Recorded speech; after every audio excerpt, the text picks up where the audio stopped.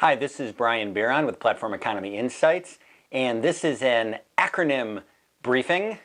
If nothing else, I hope you learn what CFIUS stands for from this briefing so that if you hear about it, and I expect you will, in particular in the context of ByteDance, TikTok, Oracle, Microsoft, and the Trump administration over the next few weeks. So, CFIUS, C-F-I-U-S. CFIUS is the Committee on Foreign Investment in the United States.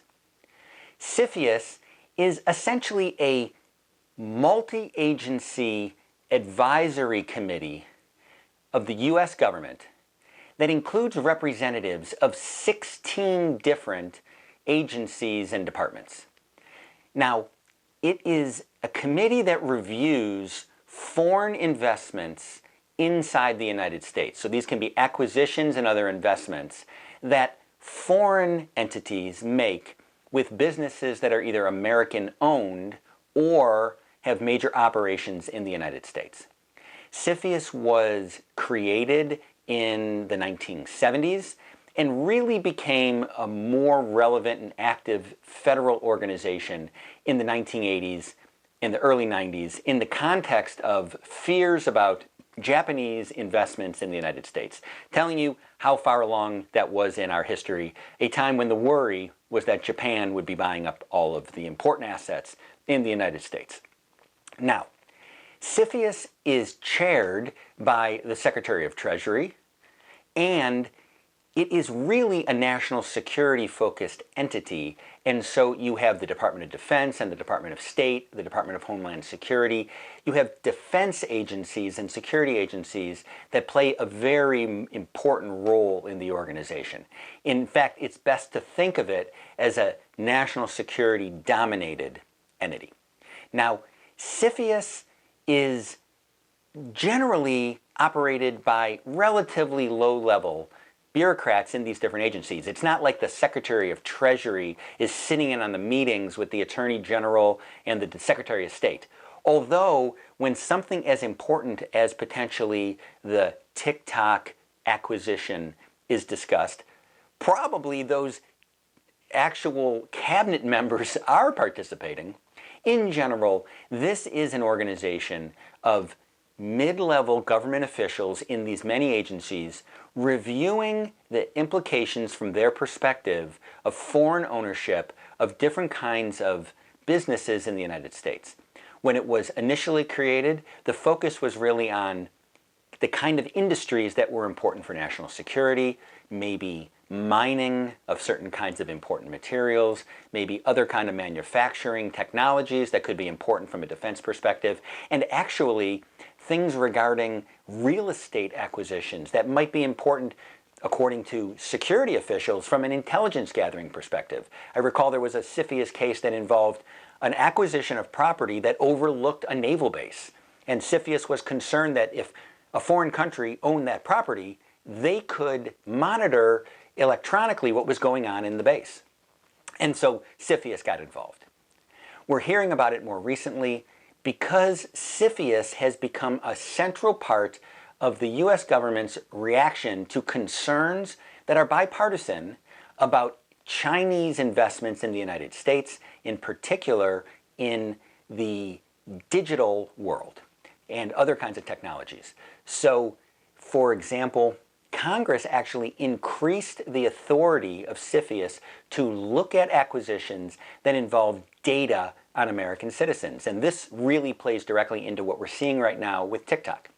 So back in 2018, Congress expanded the authority of CFIUS to add in a threshold of data being held on a million Americans or data being held on particular groups of Americans that happen to work for the U.S. government, either directly or as contractors, to get at concerns that foreign acquisition of data on Americans could have security implications.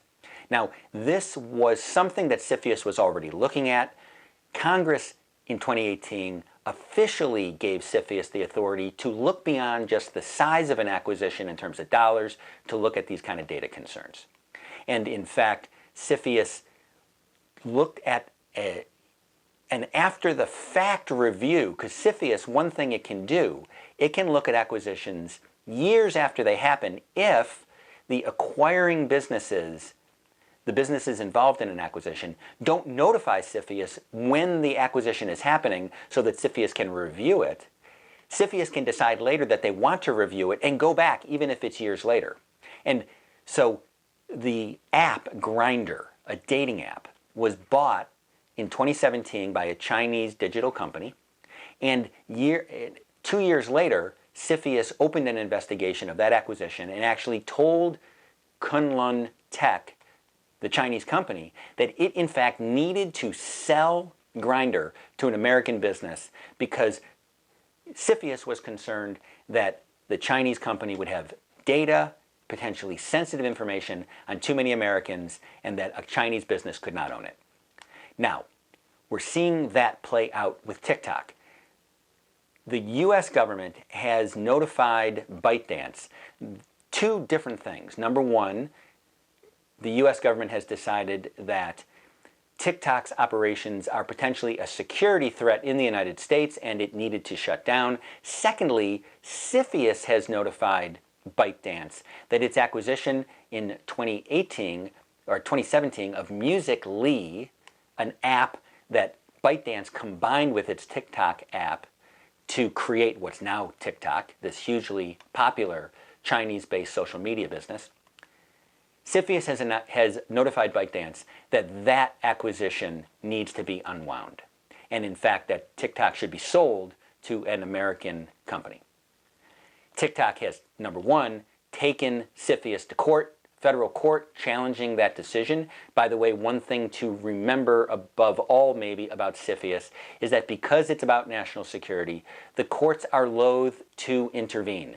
Maybe the courts would push for some kind of timing due process, but the chances that the court is going to overturn a CFIUS decision are almost zero. That's just not what the courts do. They give great leeway to the executive branch when it comes to these kinds of case-by-case security-based decisions. And whether you believe the security arguments are valid or not, the courts are not likely to step in.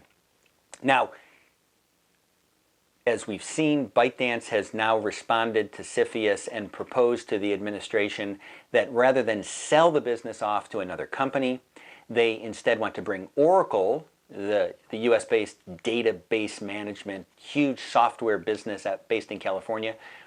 They want to bring in Oracle as a minority business partner and as their basically technology management, data management company. The idea being that ByteDance will make the case that data on Americans will actually be held and managed by Oracle as opposed to being held and managed by ByteDance, in order to alleviate these concerns that the Chinese government could go to ByteDance and basically say, for national security reasons, we want to see data on your American users, whether individually certain American users or as a group, all American users.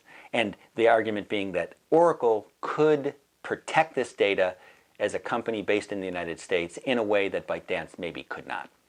And it sounds like ByteDance is trying to put together a package of other things like creating a new global headquarters, which obviously won't be its separate business really, because ByteDance will still be the owner, but will theoretically create more employment in the United States and maybe some greater separation between China and the US operations of TikTok. We'll see how that all plays out.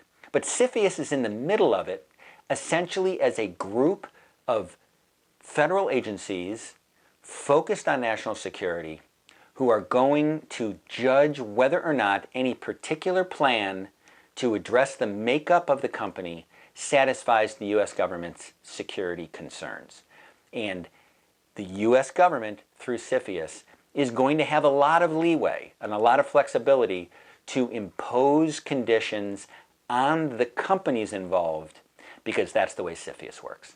So, Committee on Foreign Investment in the United States, you're going to hear a lot more about it, not just regarding ByteDance and TikTok and Oracle, but honestly, in the coming years as well, because this issue regarding concerns over Chinese investments in the United States in the technology space is only going to increase. We're going to see this more and more as there's this drive to potentially create greater separation between the United States and China on digital technology, where, from my perspective, has the United States' view on technology starting to mirror a little more the Chinese view.